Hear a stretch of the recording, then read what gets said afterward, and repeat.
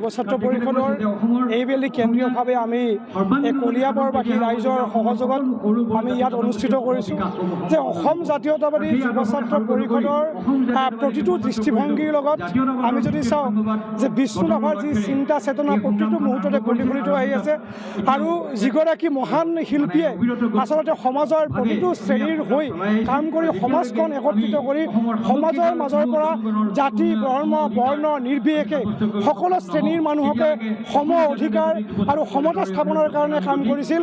গতিকে সেইগৰাকী মহান শিল্পীক আমি জাতীয়তাবাদী যুৱ ছাত্ৰ পৰিষদে এইবেলি কলিয়াবৰবাসী ৰাইজৰ সহযোগত ইয়াত স্মৰণ কৰিবলৈ পাই আমি নিশ্চিতভাৱে ধন্য হৈছোঁ। আৰু যুৱ ছাত্ৰ পৰিষদে প্ৰতিটো মুহূৰ্ততে আমি অনুভৱ কৰিছোঁ যে সৈনিক শিল্পী বিষ্ণু ৰাভাদেৱৰ চিন্তা চেতনাক বাদ দি জাতীয় জীৱন কেতিয়াও সম্পূৰ্ণ নহয়। চৰকাৰে যিমানেই নকওক কিয় যে বিষ্ণু ৰাভা কমিউনিষ্ট আছিল, কিন্তু জাতীয়তাবাদী যুৱ ছাত্ৰ পৰিষদৰ দৃষ্টিভংগীত বিষ্ণু ৰাভা আছিল এজন সমাজবাদী ব্যক্তি।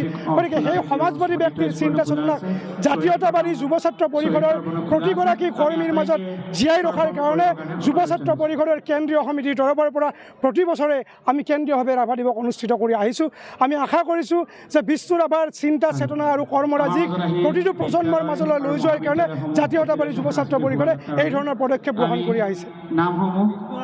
মূল কথা হ'ল যে আমি যদি এই দুটামান বিষয় যদি আমি চাওঁ যে ক'ৰবাত নহয় ক'ৰবাত বিষ্ণু ৰাভাৰ যিখিনি কৰ্মৰাজি, বিষ্ণু ৰাভাৰ যিখিনি চিন্তা, বিষ্ণু ৰাভাৰ যি সামাজিক দায়বদ্ধতাৰে যিখিনি কাম কৰিছিল বা যিধৰণে তেওঁ সমাজখন কেৱল আমি যদি কোনোবাই কয় যে শিল্পী, কোনোবাই কয় বোলে নহয় সৈনিক শিল্পী, বিভিন্ন ধৰণৰ নামকৰণ যদি কৰা হয় যে চৰকাৰে কিন্তু প্ৰকৃতত এইগৰাকী সৈনিক শিল্পীক ক'ৰবাত নহয় ক'ৰবাত কিন্তু অৱহেলা কৰা যেন আমি অনুভৱ কৰিছোঁ অসম জাতীয়তাবাদী যুৱ ছাত্ৰ পৰিষদে। যে শিল্পীগৰাকীৰ যি ধৰণৰ ত্যাগ, শিল্পীগৰাকীৰ যি সামাজিক দায়িত্ব, শিল্পীগৰাকীয়ে অসমৰ প্ৰতিটো জাতি জনগোষ্ঠীক একত্ৰিত কৰি যি স্ব অধিকাৰৰ যি প্ৰতিষ্ঠাৰ সংগ্ৰামখন শক্তিশালী কৰিব বিচাৰিছিল, ক'ৰবাত নহয় ক'ৰবাত চৰকাৰে এই শিল্পীগৰাকীৰ প্ৰতি তেওঁলোকৰ ভয় আছিলে। আৰু যাৰ কাৰণে আজিও কিন্তু শিল্পীগৰাকীক ক'ৰবাত নহয় ক'ৰবাত তেওঁলোকে যি ধৰণে মৰ্যাদা দিব লাগিছিল এই ধৰণে মৰ্যাদা দিয়াটো আমাৰ পৰিলক্ষিত হোৱা নাই। কিন্তু আমি অসম জাতীয়তাবাদী যুৱ ছাত্ৰ পৰিষদে আমি প্ৰতিটো মুহূৰ্ততে এই মহান শিল্পীগৰাকী আমি শ্ৰদ্ধা জনাই আহিছোঁ। অসম জাতীয়তাবাদী যুৱ ছাত্ৰ পৰিষদৰ কেন্দ্ৰীয় সমিতিৰ কাৰ্যালয়ৰ পৰা আৰম্ভ কৰি প্ৰতিখন জিলাৰ প্ৰতিটো কাৰ্যালয় আমি বিষ্ণু ৰাভাৰ নামেৰে এই মহান শিল্পীগৰাকীৰ নামেৰে আমি নামকৰণ কৰিছোঁ। তাৰ অৰ্থই হৈছে যে যিগৰাকী শিল্পীয়ে ক্ষমতাৰ যি শিকলি, এই ক্ষমতাৰ শিকলিডাল ভাঙি ছিঙি প্ৰতিটো জনগোষ্ঠীৰ মাজত বিলাই দি সমতা স্থাপন কৰাৰ চিন্তা চেতনাৰে কাম কৰিছিল, তেনে এগৰাকী শিল্পীক জাতীয়তাবাদী যুৱ ছাত্ৰ পৰিষদে যিকোনো ত্যাগৰ বিনিময়ত জীয়াই ৰাখিব। জাতীয়তাবাদী যুৱ ছাত্ৰ পৰিষদৰ এই সংকল্প।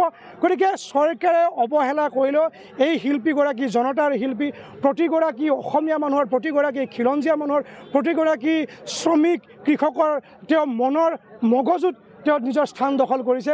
গতিকে তেনে এগৰাকী শিল্পীক আচলতে চৰকাৰে যিধৰণে মৰ্যাদা দিব লাগিছিল সেই ধৰণে মৰ্যাদা দিয়া পৰিলক্ষিত হোৱা নাই। কিন্তু আমি অসম জাতীয়তাবাদী যুৱ ছাত্ৰ পৰিষদে এই মুহূৰ্তত আজি এই পবিত্ৰ থলীৰ পৰাই অসম চৰকাৰক আহ্বান জনাইছোঁ যে শিল্পীগৰাকীক যিধৰণে পৰৱৰ্তী সময়ত অৱহেলা কৰি অহা হৈছে, যে আগত সময়ত এইখন চৰকাৰে শিল্পীগৰাকীৰ যি চিন্তা, শিল্পীগৰাকীৰ যি সৃষ্টি, এই সৃষ্টিক সংৰক্ষণ কৰি প্ৰতিটো প্ৰজন্মৰ মাজলৈ লৈ যোৱাৰ কাৰণে প্ৰচেষ্টা হাতত ল'ব। যিকোনো খবৰৰ বাবে যোগাযোগ কৰক আমাৰ এই নম্বৰত 9181 307 221।